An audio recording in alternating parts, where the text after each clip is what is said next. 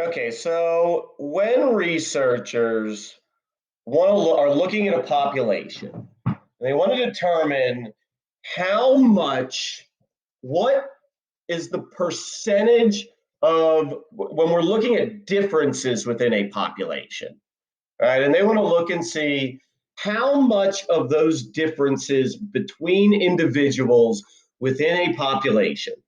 And we could say this class is a population, Ardrey Kell's a population, Valentine's a population, the US is a population. How much of the differences between individuals in we'll just use intelligence, for example, in their intelligence can be attributed to their different genetics? How much of it is attributed to their different genetics, and how much of it is attributed to differences in nurture and environment? They use a statistical technique called heritability. Okay. Now, this is not the same as heredity. Heredity is just the passing down of genetic information from parents to children. Heritability is a statistical technique that estimates the degree in which differences within a population, differences between individuals in a population, are due to different genetics. And this is measured on a scale of 0 to 1. And you can see this, you'll see this sometimes represented as a decimal, okay, and sometimes represented as a percentage, like 0.2 or 20%. The closer to 0 that it is, when we are estimating, and again, this is an estimate that they use, okay? When the estimate is closer to 0, what that means is that environment accounts more for differences between individuals than genetics do. Okay, differences between individuals are more accounted to by the different environments that they live in. For instance, the heritability of language is basically 0 because language is not genetic. We are born with the ability to speak any language, and then our environment influences what language we actually speak. Okay? Religion is not genetic, it is an environmental thing. People may think that they're born Christian. You're not. Okay? You're not born in any religion. That is an environmental thing. Political preference. We're not born. Why does this differ from populations? What do you mean? We're looking at individual differences within a population. If we're looking at the population of the United States, and we say, all right, what accounts for the different religions in the United States? That's all environment that accounts for the differences between individuals. Okay? Political preference. We're not born Republican or Democrat, all right? That is an environmental factor. So the closer to 0 something is, that means low heritability, means that environment plays a bigger role. Okay? The closer we get to 1 with heritability, that means that genes account for more of the individual differences within a population. So genetic disorders, such as PKU, phenylketonuria, or Down syndrome, those are highly heritable because they're genetic disorders. Now, there might be a slight environmental factor, but it's mostly genetic. You know, the difference between me and somebody with Down syndrome is the person with Down syndrome has the extra 23rd chromosome. Okay? Whereas in my genetics, I do not. So you can see there is the heritability of those things is high. Now, does anybody have a guess what they estimate the heritability of intelligence is? How much do genes account for the differences in intelligence within a population? If I have a guess, scale of 0 to 1 or 0 to 100.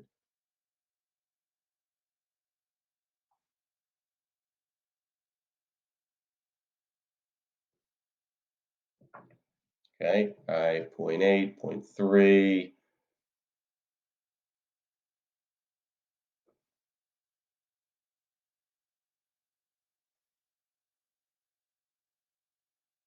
Okay, 0.25. All right.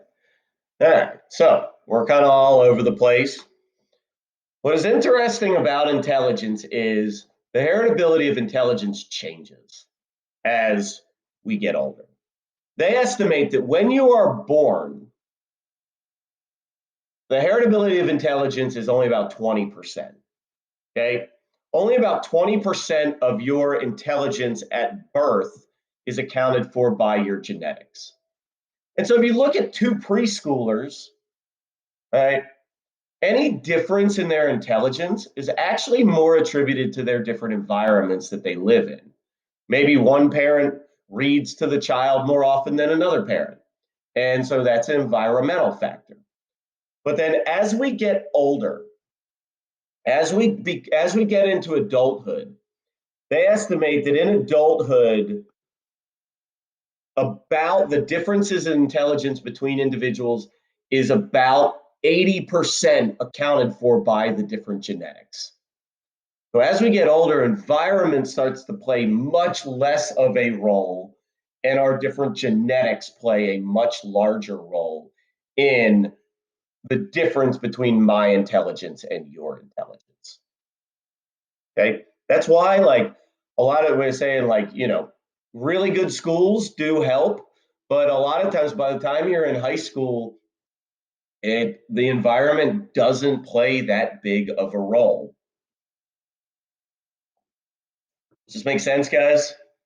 So again, we're looking at the difference within a population, how my intelligence and Brian's intelligence and Caitlin's intelligence and Maddie's intelligence, how the differences in all of ours, what's accounted for by our different genetics. Things like mental illness, they look at this, okay? Mental illness is generally considered a lot of times to be about 50% heritability, okay? Where there is a genetic component to it, but the difference between somebody who has schizophrenia and somebody who doesn't have schizophrenia, they have realized that there is a gene for schizophrenia, but a lot of times environment is what triggers it to activate, is what turns it on. So we got to look at individual differences within a population. But we also got to look at differences between populations as well, which is a lot harder to measure. So if you look at these two sets of plants, okay, if we assume that all of these seeds are from the same plant and all of these seeds are from the same plant, okay, within these two groups, okay, all of these, the heritability within these two groups is 100%. Okay. The difference in all of these plants is entirely due to genetics because they all have the exact same, they're all in the exact same environment. Okay. See here, this one has normal soil, this one has deficient soil. Okay. Any differences between these plants has to be due to genetics. Okay. But between these two groups, what they have learned is any differences between two populations, right, has to be entirely environmental. Okay, it has to be, any differences between populations is entirely environmental. because it's actually not really possible to measure the genetic. So what they have found is there are distinct differences between racial and ethnic groups. They found that there are distinct differences in IQ scores. And this is true, found that there are distinct differences in IQ scores between different ethnic groups or between different racial groups. Okay. But there is no evidence whatsoever that those differences between racial groups is due to different genetics. They believe that the differences in IQ scores between racial groups, which are all different populations, is due to the different environments that they are in. So differences between groups are attributed almost entirely to different environments.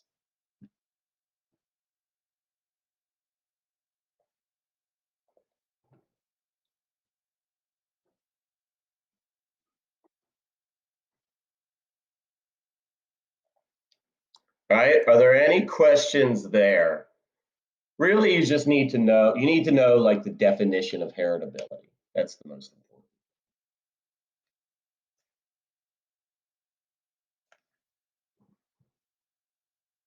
All right, just a couple more things. Now, looking more at genetics versus environment. The best way for us to study the impact of genetics and environment is obviously to study identical twins because they're genetically identical.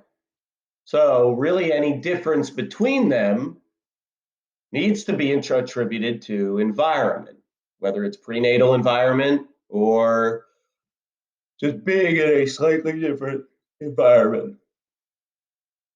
What they have found is that identical twins that are raised together show about a 90% correlation in intelligence scores. All right. So they show a like an identical twins IQs generally are about the exact same.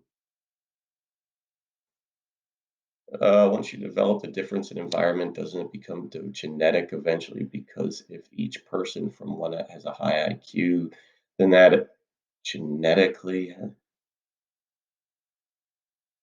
I think you're overthinking it a little bit.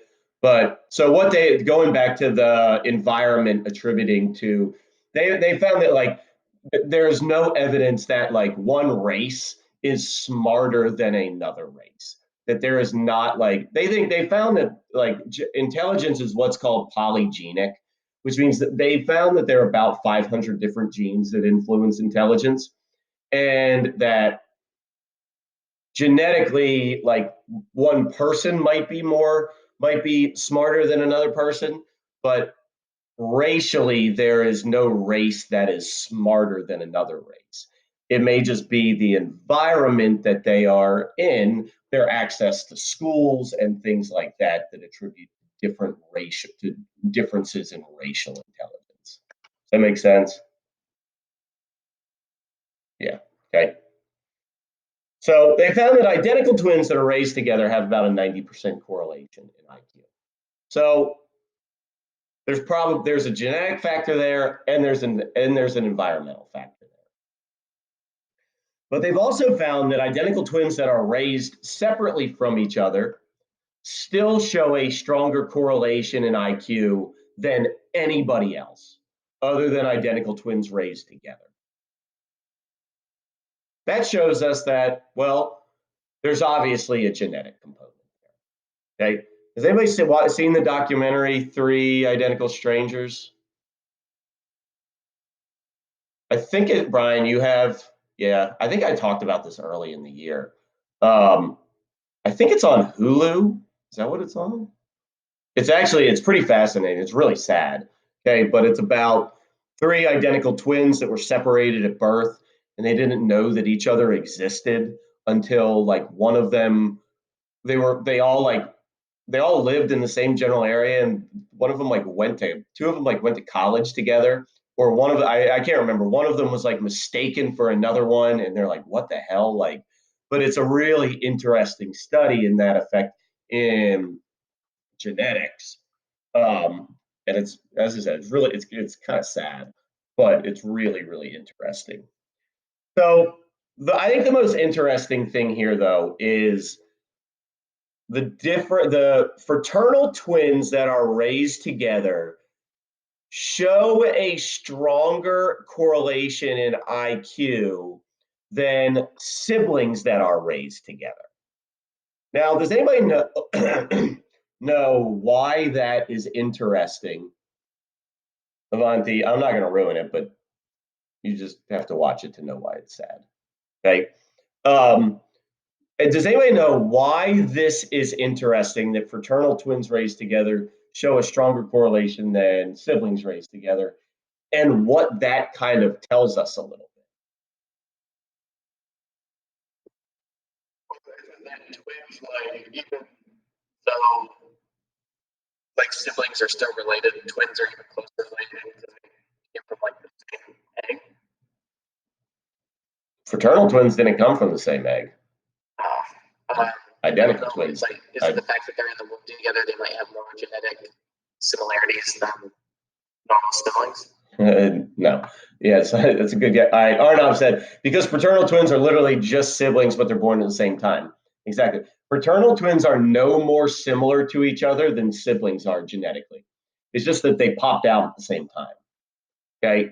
And so, what does this, the fact that fraternal twins, even though they are no more similar genetically than siblings, they show a stronger correlation in IQ. What does this tell us? What does this show? What is this evidence for?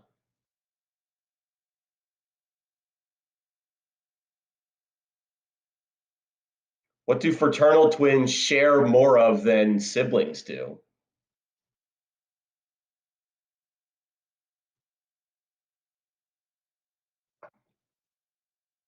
Environment. Yeah, they share this more of the same environment. Okay, fraternal twins are raised at the same time, whereas my environment, I'm 34. I'm the oldest of four, and my youngest sibling, my youngest brother Ricky, is 22. Okay, I'm 12 years older than he is. He and I grew up in very different environments, right? When I was born, okay, I was an only child for 3 years until my brother Boo was born. Okay. Yeah, they get the same parent. And so, you know, I may have gotten things that Ricky didn't get. My parents were young. I'm the first child. A lot of times, first children maybe get more attention. Ricky's the fourth. My parents were 39 and 41 when he was born. They might not have had the energy to do all this stuff with him. And it showed. He's not, Ricky's smart. He's just not. He's different type of smart. Okay. But siblings don't share as much of the same environment as fraternal twins do. Okay.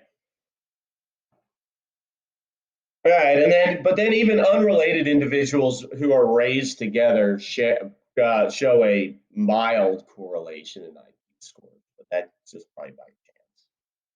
All right. So again, that nature nurture debate never goes away. All right, last thing. Okay. Age and intelligence. As we get older, our intelligence changes.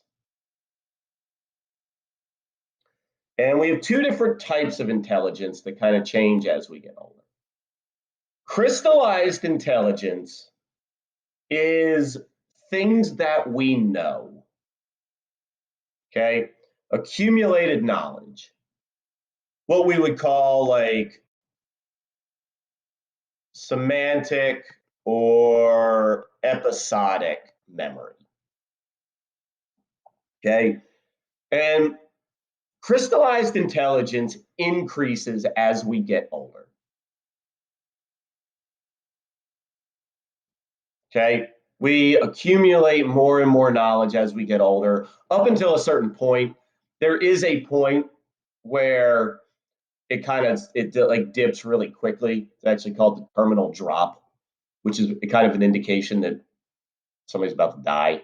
But up until that point, this like crystallized intelligence increases. Think about your grandparents and like how much knowledge they have, how much they can tell you about, right? How much wisdom they have, like all that stuff. My grandfather's 86, and he was talking to him the other day. He was telling me a story about something that happened to him in like the 1960s.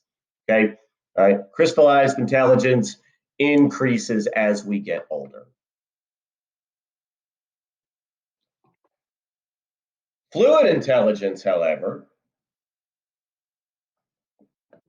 fluid intelligence is basically the ability to reason, the ability to think abstractly. Okay, to think novelly. Okay, problem solving.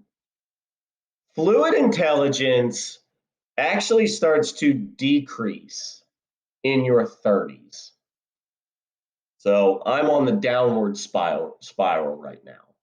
Okay, and if you think about it, like fluid intelligence is essentially the brain's ability to adapt to new situations. And if you think about people as they get older, they get stuck in their ways, right? Okay, think about like your parents trying to figure out technology, trying to figure out like, right, something that is super easy for you to figure out might be literally impossible. Like my dad got an iPhone 12 a couple months ago, and he still has not figured out how to use it without a home button. Like he can't figure out how to answer phone calls or anything. Okay. Whereas like I just got an iPhone 11. It took me a couple hours to figure out how to do it without a home button, but I figured it out. Okay. So our brain's ability to be adaptable starts to decrease as we get older. Is that real? My brother just texted us. Did you all see the 2020 quarter? And they put a bat on it? Has anybody seen that? I don't know if that's real or not. Okay. Yeah. So crystallized intelligence increases as you get older. Fluid intelligence decreases as you get older. All right. Does anybody have any questions about any of that?